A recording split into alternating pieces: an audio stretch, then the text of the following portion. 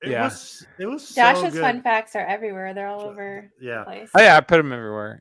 I remember, and I don't know, Stan, because you've never been to Disneyland, unfortunately, but Josh and Joey, do you remember when the knight was actually a person? It was I actually a was in the character? it was in the early '80s. It was only for 4 months. Right. So I I was wasn't a even kid. alive. I was a kid, but my sister and my cousin got the shit scared out of them with my Yeah, and dad. it was And that's scary as probably why hell. my dad's partially deaf Like in the his knight ear. was alive. He'd It reach was a over and cast touch member. you. It He'd was a touch cast you. member in a Yeah, suit. it was so scary there's that pic- people they're like, we can't do I this would have anymore. Yeah. peed my Yeah. pants. Yeah. They also Oh, had why the they stopped doing Phantom, it. the Phantom pianist that's in there. The Phantom was also a character in there too. I listened to a podcast and they interviewed one of the cast members who was the knight for that brief time, but because they got close enough to scare people, like they would get hit by the guests, and so they had to stay further back. But because it took up so much, extra cast member time and stuff, they ended up just removing it. I believe somebody got a broken nose from a purse, so they just took it out. There's photos of it. If you look on It Google. was you, Josh, wasn't it? That one picture that goes around with the woman in the red shirt, just going and they have Josh, that. it was you hitting with the purse, wasn't it? It was me. Yeah, I was 5 then. Yeah. That's a promo picture that Disney took for like a magazine.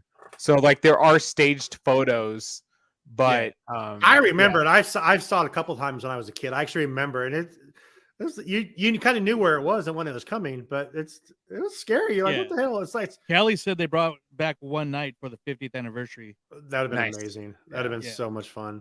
And CJ, no worry, man. You're good. Yeah. All good. Yeah. So we have a few minutes here left. I want to get into Josh's juicy, haunted, wacky, fun facts. Oh gosh, we're just adding to it. Yeah, now. so I got a message from Sean earlier. You gotta pick 3 facts. Excuse me, I have over 100 facts for the Haunted Mansion, and today and there's always room for one more. Anniversary of the Haunted Mansion. You made me pick 3, so we settled on 5. No, he said 10, and I said 5 because I'm a car guy and I can't lose a negotiation. That's why I said 10 because I wanted you to say 5. Oh, that is it. I started off at 3. No, I knew we were going to end at 5. When I need to negotiate on cars, I call Sean first. She did actually, yeah. So before I go into these, I did put up my episode of Do You Like Fun Facts on my podcast, Do You Like Fun Facts? And it has about 100 facts on it. It's 48 minutes long, and I'm just talking about the Haunted Mansion facts that I put up today. So if anybody wants to hear that, just go there. You can just go to disneyguide.org to hear the whole thing. So 5 fun facts for Walt's apartment. Before this attraction was constructed, they had to remove the previously existing building, which was housed here, the Chicken Plantation restaurant. They served fried chicken from Disneyland's opening day until 1962. That was back when this area was part of Frontierland and could fit the antebellum themed restaurant exterior. So they had a themed restaurant out there that looks similar to what the mansion looks like now, even though they removed the whole thing.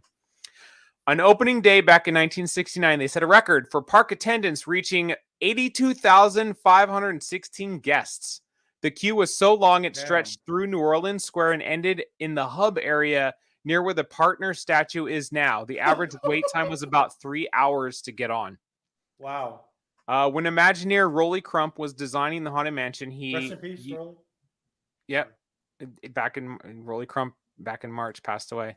Yeah. He used aspects from the film Beauty and the Beast from 1946, also called La Belle et la Bête, as an inspiration for the feel and look that he wanted to use for this new attraction. Some of the architecture, including the human-looking body parts like the arm holding the torch in the crypt.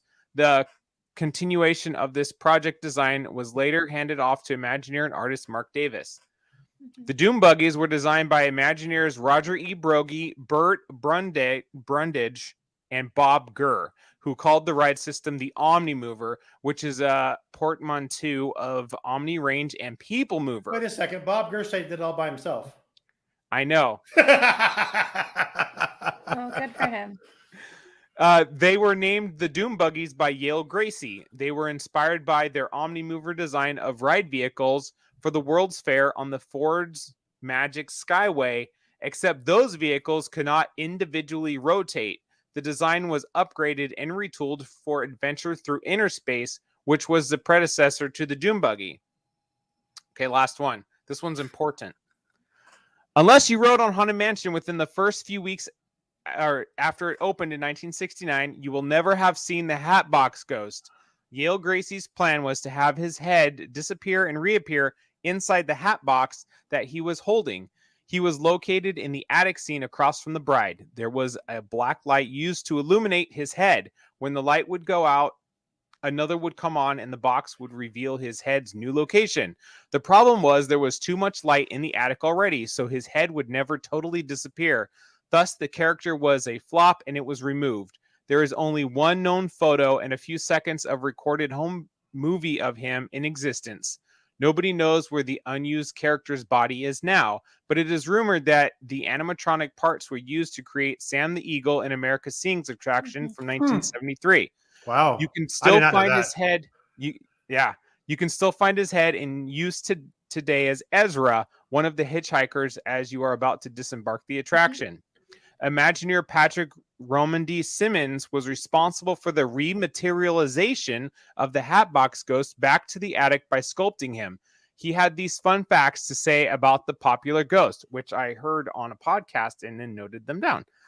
Patrick designed the ghost to be of Irish descent. The walking stick he holds is a shillelagh, which is a thick walking stick with a knob at the end, typically used in Ireland as a weapon. The shillelagh measures 30 inches long. He stands 5'3" tall, hunched over. He's set from the late 1800s shoes, and they found them for him, and they're in size 12. The top hat he's wearing is a size 7. That's it. Nice. Unless, and here he is on my shirt, right there. So I have a misconception that a lot of people have for the Haunted Mansion that I was able to clarify through an Imagineer Good job, interview. Josh. Thank you, buddy. Mm-hmm. So anybody ever hear how Claude Coates and Mark Davis had issues with each other when they were Right. Yes. False. Got that from Claude Coates' son, Alan, who was also an Imagineer. He said that that was not what was happening. So Alan cleared the table there, and he said there was no rift At all? between Mark Davis, and he said no. He said they were just two creative people with two creative differences, but they knew what they were doing, and they That's weren't crazy. like I've arguing. seen like they so were many just, things about that, and Yeah. how X had to step in and basically say, as far as Alan knows. yeah, because I saw something and it's like they actually asked X what's I can't X I can't not even his name. Atencio. He supposedly stepped in and like brought them to say, look, we're gonna do it halfway this and halfway this, and that's Yeah, but where it's they're not at like now. it wasn't That's like they even had in- they didn't that's have in the Imagineering but they story, didn't have isn't it? animosity towards each other. Okay. They just had No. they just had two different creative designs. It was a Okay. work discrepancy. I think it's great. And I'm not going to lie, the Hatbox Ghost is cool as hell in the ride.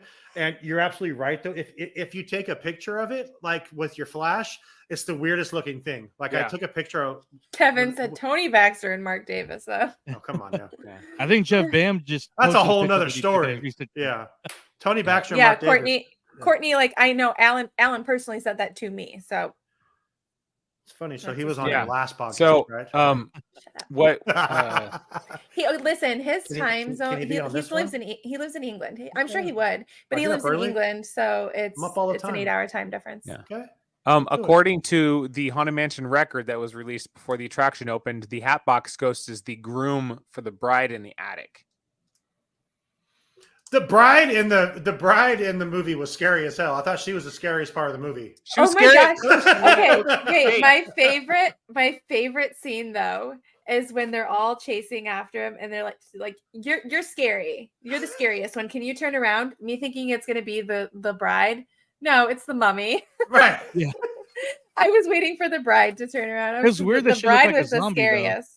She was Yeah. scary. Yeah. She was big Jared scary. Leto crushed freaking the Hatbox Ghost as well. I was gonna say. Yeah, which I is know. it's weird. Well, I he's got to know, do but- something good. So it's weird that the bride looked like that because she doesn't look like that in the attic. Yeah, no, Right.